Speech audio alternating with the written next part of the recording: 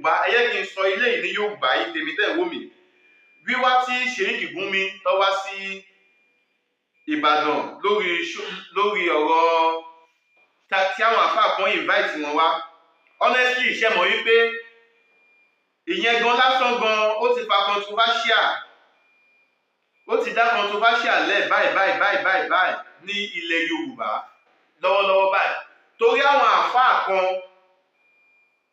wọ́n allege àwọn alùsùn náà máa play audio yẹn fún yín ẹ máa gbọ́ àwọn àfáà kan wọ́n allege àwọn alùsùn náà wọ́n ní àwọn ni wọ́n mú Gumi wá sí ilẹ̀ Ọ̀yọ́ wípé ìṣẹ̀lẹ̀ kí ìṣẹ̀lẹ̀ kankan ìṣẹ̀lẹ̀ ajínigbé kankan kò gbọ́dọ̀ ṣẹlẹ̀ ní ilẹ̀ Yorùbá tẹ́bàdẹ́ gbàgbé ọ̀rọ̀ tí Ìbà Gani Adams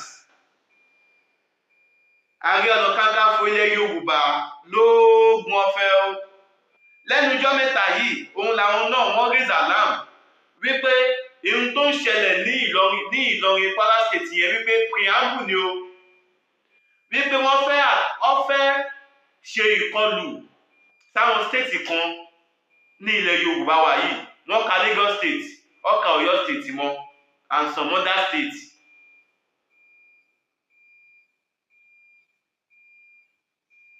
so ṣe rí pé nísìnyí ṣe rí pé ọ̀gọ́dùn la wà báyìí ẹ yẹ kí ẹ wá gbọ́ ọ̀rọ̀ tí àfáà kan gbajúmọ̀ ní àfáà yẹn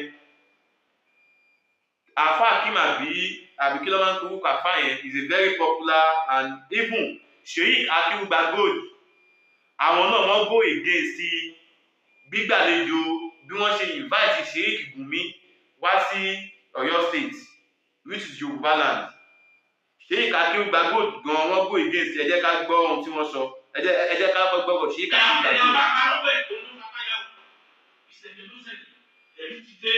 evidence tí o rújú kí ló jọba yẹn mọ ibo lẹ ti lọrin bẹ́ẹ̀ yọba jẹbi tí wọn ti lọ ní connection tipẹ́tipẹ́ o kò ní sí láti gbé èèyàn láti north wá south west láì lẹ́gbẹ́ connection tó ti wà lánàá. kẹ́hìn lọ́rọ̀. ìwé èèyàn bí ìgbìlẹ̀ ìgbìlẹ̀ ọmọ ìdílé bá débi kan ọ̀dọ̀ àwọn ọmọ ìdílé ẹgbẹ́ ẹ̀ lọ́wọ́ sí bẹ́ẹ̀ ni eré bá pọ̀ kan ọ̀dọ̀ àwọn ìdílé ẹgbẹ́ ẹ̀ lọ́wọ́ sí. ṣé káàbọ̀ kan balẹ̀ àyùkú àṣùwọ̀n ìnáwó sọ̀rọ̀ sẹ́ńtì kí ló fà tí mo fi rẹ̀ àkùránì kan sọ wípé ẹni tí a bá ṣàkóso fún ọlọ́run ò tì láì rẹ̀ láàyè ṣáṣe ṣé gbogbo lẹ́yìn Yorùbá ṣe kí ló já wíwẹ́ ẹ lọ́gbọ̀n náà lẹ́yìn Yorùbá àbábà ní Yorùbá kàǹtì lọ́wọ́lọ́wọ́ àyè àti wọn Nàìjíríà tó bá jẹ́ wípé àwọn tí wọ́n fẹ̀sẹ̀ lójú tí wọ́n fi ga ọ̀dọ̀ yọ ẹ̀mpáyà káyọ̀ ọ̀dọ̀ ní àti ọ̀dọ̀ ẹ̀mpáyà gbúdọ̀ yẹn àbábà ní Yorùbá kàǹtì tẹ̀sẹ̀ sẹ́yìn àfẹ́sì àwọn kọ́ńtì tí wọ́n bá bẹ́ẹ̀ tí àwọn òyìnbó bá lórí pé wọ́n maintain empire wọn wọ́n ló kọ́ ẹ̀ lára ní Mali empire ó ti lọ Mali country lọ́wọ́ àlẹ́ àtàwọn kọ́ńtì bẹ́ẹ̀ àwọn èèyàn ní Nàìjíríà kàwé èsì yẹn fún ojú wọn máa bẹ́ẹ̀ sùn ní bẹ́ẹ̀ ní ọ̀dọ̀ empire wọ́n jẹ́ lọ́bẹ̀ wọ́n da ọ̀dọ̀ empire wọ́n fún ọ̀nà Yorùbá ká forever lẹ́nu wọ́n fi kò dé ní àwọn èèyàn yìí náà ní wọ́n fẹ́. ṣé ẹgbẹ́ kan tí Sheikh Baba Akeem Gold ṣe ẹgbọ́n kan tí wọ́n sọ gẹ́gẹ́ bí àwọn nǹkan tó ti ṣẹlẹ̀ rí sẹ́yìn kí wọ́n tó bí irú àwa yìí sílé ayé kí irú àwa yìí ká tó dé ilé ayé kó tó bí wa láti pè wọlé sórí ètò láti bá wa dá sí ètò pípè yẹn lórí WhatsApp nìkan ni WhatsApp call nìkan ni o ẹ pè wá sórí +23481123573 lórí WhatsApp call nìkan ni o ẹ̀yin náà ẹ lè bá wa dá sí ètò kí lójú ìwòye ti yín sí ohun tó ń ṣẹlẹ̀ yìí ọ̀rọ̀ security ilẹ̀ Yorùbá kí ni ohun tẹ́yìn rò wípé ìjọba lè ṣe láti dẹ́kun ọ̀rọ̀ ọ̀jìgbé lọ́tún ọ̀jìgbé lọ́sìn torí ohun tá a máa jẹ ohun la ṣì ń wá everybody ṣì ń pariwo wípé ìlú lé lọ́tún ìlú lé lọ́sìn àmọ́ bí ìlú ṣe wá ṣe le tó kò sẹ́ni fẹ́ kú o kò sẹ́ni fẹ́ kí wọ́n jí òun gbé o lágbára Ọlọ́run abẹ́lé ìgbà ojú tó ń wò mí mo kí ojú tẹ fún wò mí ò lè fọ́ bẹ́ẹ̀ náà ni etí tí ẹ fi ń gbọ́ wa yẹn etí yẹn náà ò ní di láṣẹ Elédùmarè àwa báyìí náà làwọn máa ṣe nǹkan láàbí olùkọ́gun sọ̀dẹ̀ kó wa gbogbo wa ṣe rí ìdí ètò wa yìí kò ju wípé kí ni ó ń bọ̀ àwọn láńdẹ́ẹ̀dì èmi kọ́ ni mo sọ̀rọ̀ ẹ ṣàgbọ́ ọ́díò yẹn Sheikh Akeugba Gold ni wọ́n sọ̀rọ̀ wọ́n ní wípé kí Gumi tó lè wá sí Ọ̀yọ́ state káwọn àfáà kan tó lè gbé Gumi wá sí Ọ̀yọ́ state ó túmọ̀ sí wípé àjọṣe tipẹ́tipẹ́ ó ti ń bẹ láàrin wọn. Bàbá Akeugba Gold wá tún sọ wípé ẹ̀yin àfáà tẹ́ gba Gumi lálejò ní ìlú Ìbàdàn ó ní wípé ǹjẹ́ lè garanti security ilẹ̀ Yorùbá wípé kò ní sí ìkọlù àwọn x-men, kò ní sí pé wọ́n lọ kidnap àwọn ọmọ school, kò ní sí wípé wọ́n lọ blow ṣọ́ọ̀ṣì kan, kò ní sí wípé wọ́n lọ blow mọ́ṣáláṣí kan. Ṣé garanti wà fún wa ní ilẹ̀ Yorùbá? Sheikh Akeugba Gold tún wá sọ wípé torí ẹ̀ máa ń sọ kò sí báyìí bẹ́ẹ̀ ṣé a lè kóyàn Chief Dr. Sunday Igboho kéré ní ilẹ̀ Yorùbá yìí. Honestly speaking, whether you like it or you don't like it, a lè kóyàn Chief Dr. Sunday Igboho kéré. Bẹ́ẹ̀ náà dẹ̀ ni a ò lè kóyàn Chief Gani Adams kéré. A lè máa bára wa jà ká wá wò wípé ìgbà táwa ti lé àwa táwa nílé kò sí ìrẹ́pọ̀ láàrin wa Ìgbòho Ìbà Gani Adams tí ó bá sí ìrẹ́pọ̀ láàrin àwọn méjèèjì báwo la ti fẹ́ ja ogun àjàyè tó já sí pé ìgbésẹ̀ tí Ìgbòho ń gbé ó ń bí àwọn ti Ìbà Gani Adams nínú wọ́n ń kọ̀ndẹ́ẹ̀mù ẹ̀. Ìgbésẹ̀ tí Ìbà Gani Adams náà ń gbé ó ń bí àwọn ti Ìgbòho ń nú káwọn náà máa ẹ̀tọ́ tí ẹ̀ta bá wá ń takora wá yẹn báwo la ṣe fẹ́ lékè ọ̀tá? Báwo la ṣe fẹ́ borí ọ̀tá? Báwo, how do we overcome this? Kí ló fà á tẹ́yìn bàbá wa káàkiri ilẹ̀ Yorùbá tí ẹ lè bá wa pe ìpàdé alálàáfíà láàrin Aládìsá Adéyẹmọ Ìgbòho Òòṣà àti Ìbà Gani Adams? Tí Chief Dr. Sunday Igboho bá gbọ́tún tí Ìbà Gani Adams tọ́gbà rúkùtù tiwọn tí OPC dìde tágbẹ̀kọ́yà dìde tí gbogbo ẹgbẹ́ àjìjàngbara ilẹ̀ Yorùbá lóríṣiríṣi tí gbogbo wa dìde ẹ jẹ́ ká kọ́kọ́ mójútó ààbò náà. Tá a bá pín yẹlẹyẹlẹ tá a ní àwa kan ti Ìbà Gani Adams àwa kan ti Sunday Igboho la ṣe. I am a loyalist to Chief Sunday Igboho and I will never abuse Ìbà Gani Adams.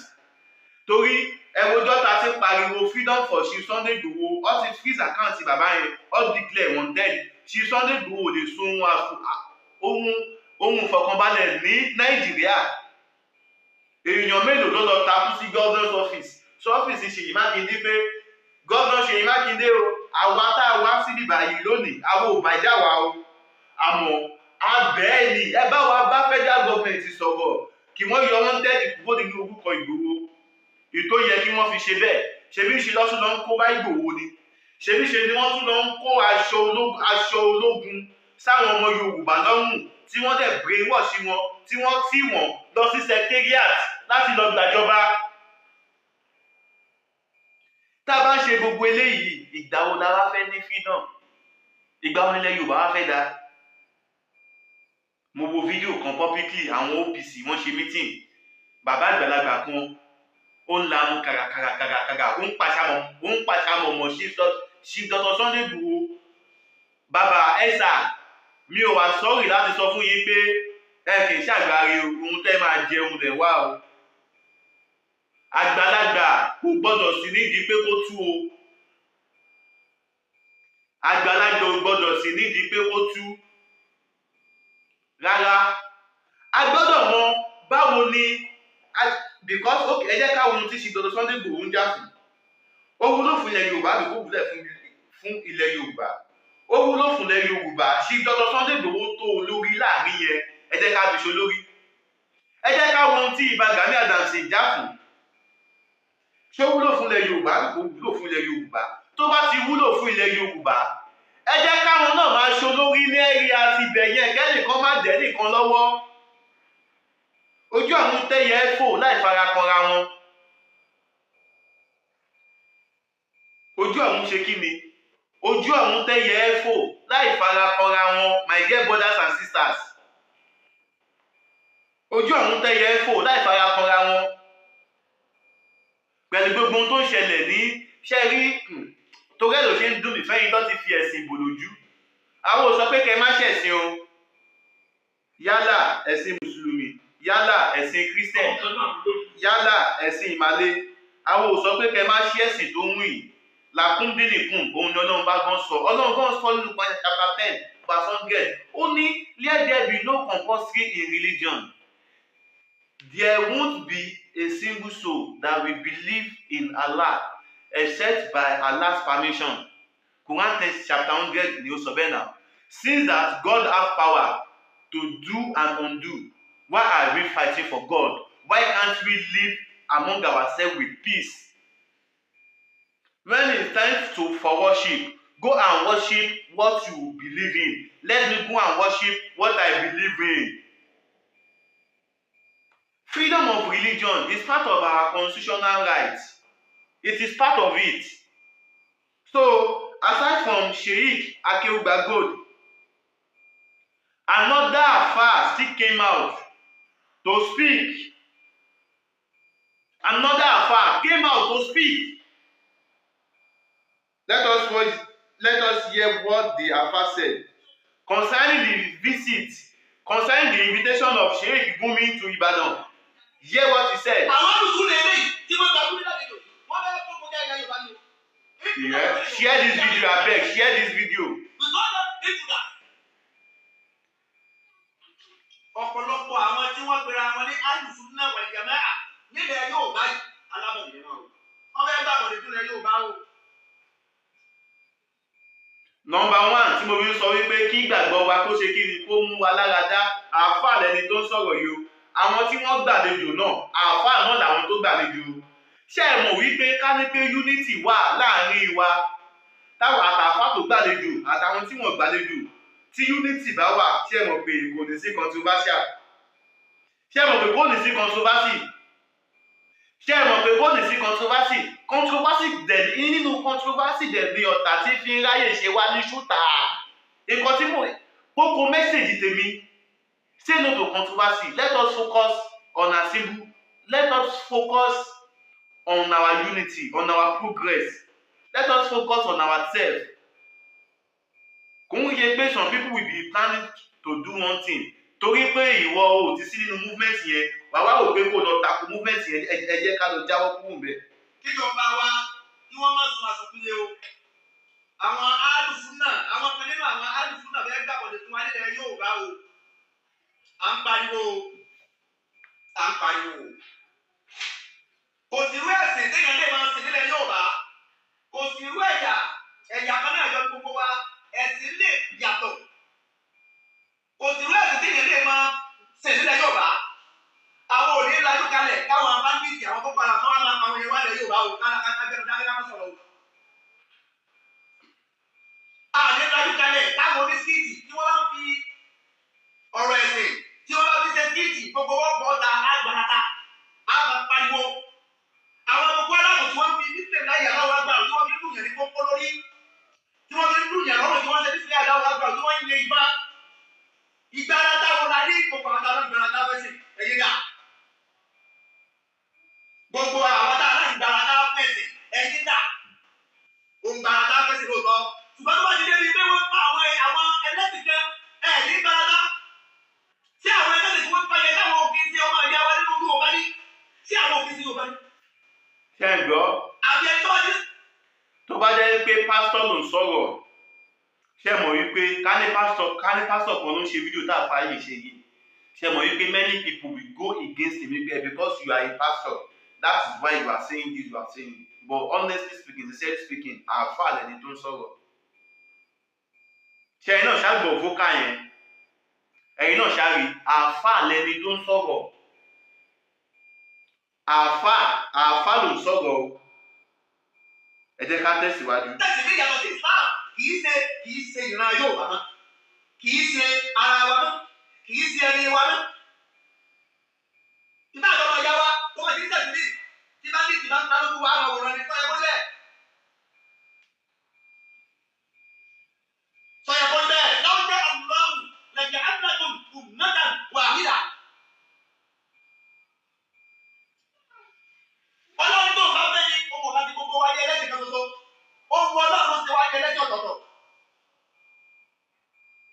ṣe rí i pé mo ti kóòtì Quran verse tá a fà yẹn kóòtì sẹ́yìn mo ti sọ agbára Ọlọ́run ká kí gbogbo wa ká jẹ́ ẹlẹ́sìn kan náà but ọ̀rọ̀ ẹ̀sìn ṣe lọ́wọ́ ẹ̀sìn kò ṣe kan tó máa ń mú gbogbo bẹ́ẹ̀ ni ìwọ nìkan kọ́ ló lọ Ọlọ́run gbogbo wa ni honestly Ọlọ́run yìí tí gbogbo wa ń ké pè yìí Ọlọ́run tí gbogbo wa ń ké pè yìí àti ẹni tó pè ní Allah ẹni tó pè ní Chineke ẹni tó pè ní Elédùmarè ẹni tó pè ní Ọ̀rúnmìlà ẹni tó pè ní Ṣàngó ẹni tó pè ní Ifá Ọlọ́run lọ́lọ́run ń jẹ́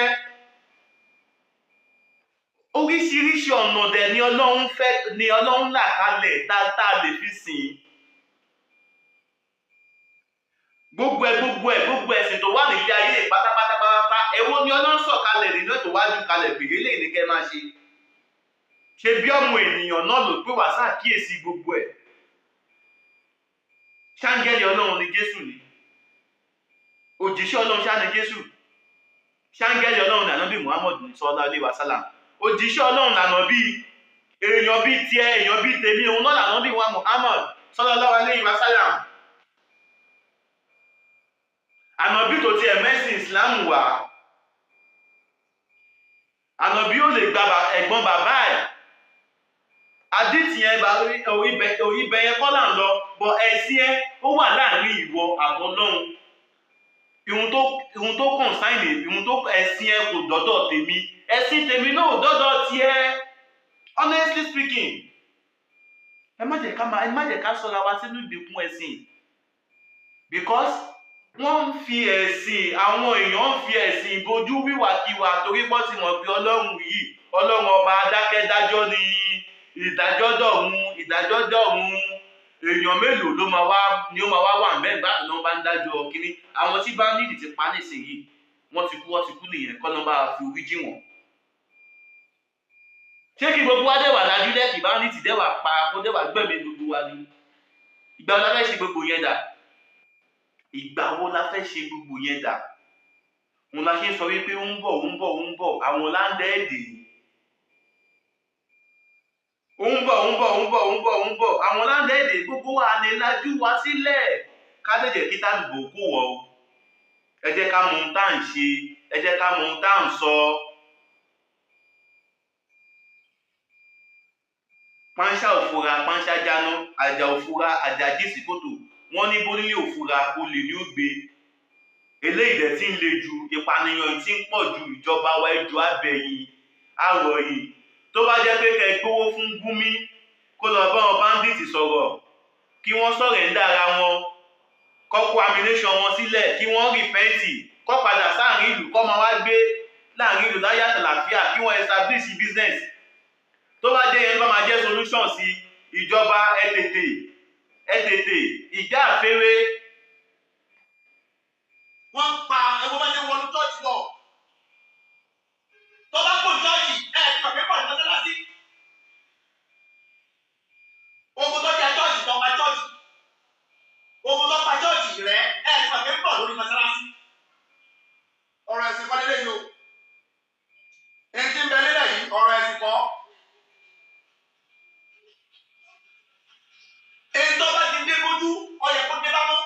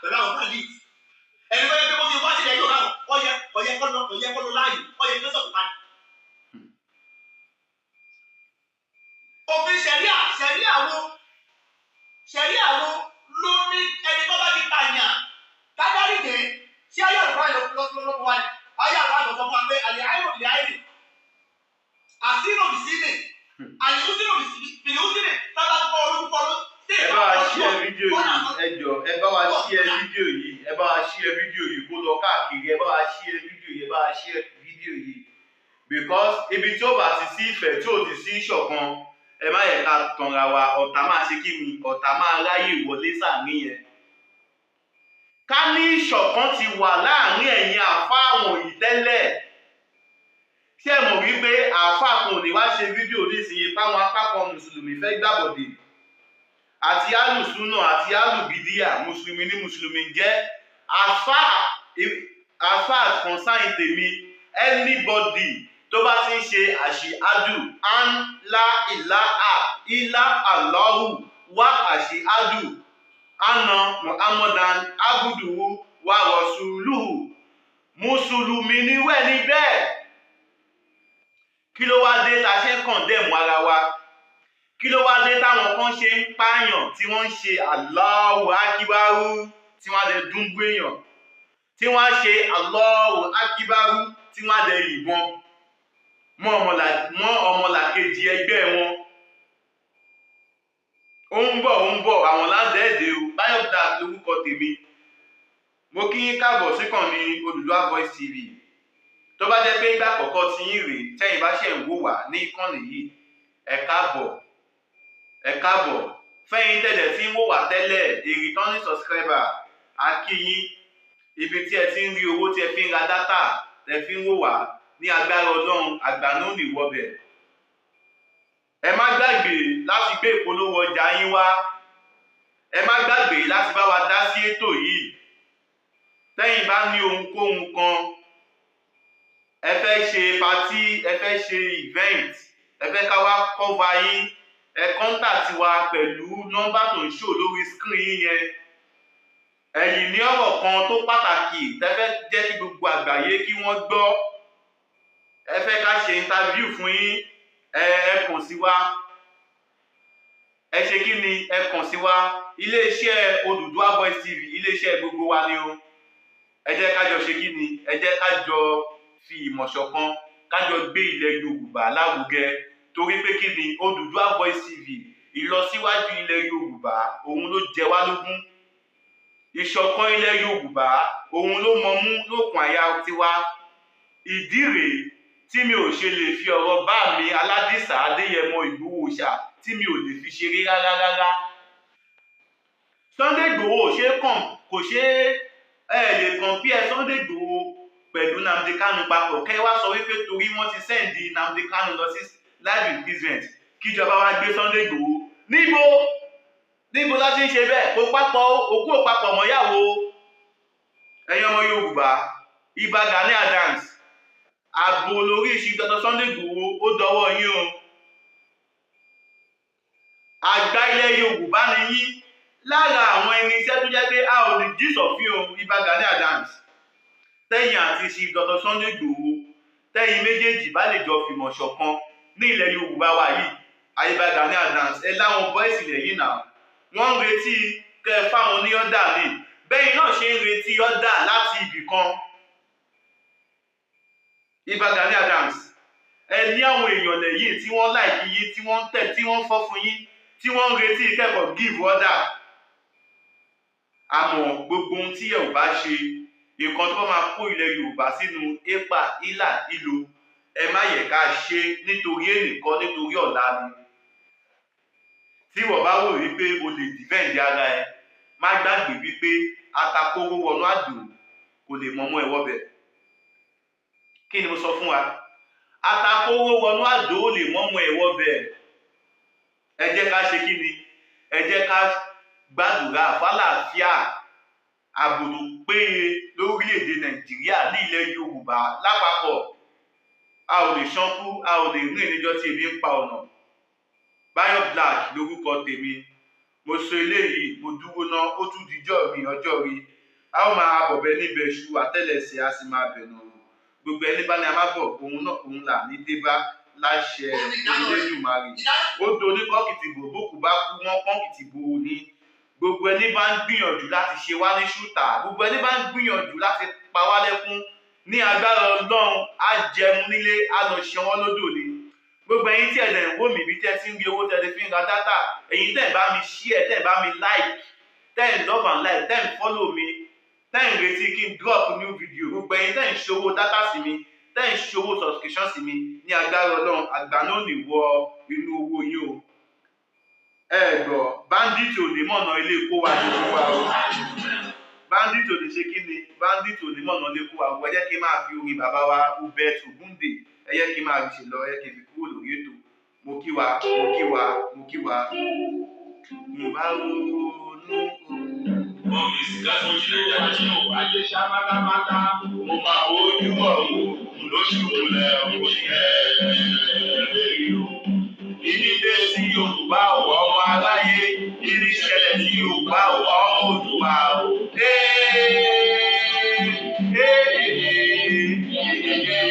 Àwa máa ti lọ́sídà. Yorùbá ń pa ìlà wọn nítorí owó. Yorùbá ń kíra wọn lẹ́sẹ̀ nítorí ipò. Wọ́n débi káláre, wọ́n kárí fẹ́lẹ́ bí. Wọ́n tún kó wájà, wọ́n tún kó lóko wá mú. Ọlọ́run tí wọ́n ti lọ́dún kan dédé ọ̀la. Ọlọ́run ló tún kúrò àjọ. Mo ti ṣẹ̀dá ẹ̀dá tó ti pẹ́. Wọ́n padà tó wá ní ẹ̀kọ́. Yorùbá yóò bí máa lẹ́. Yorùbá yóò bí lómi òkun. Yorùbá ní balẹ̀ bàbá ẹ̀ ṣe.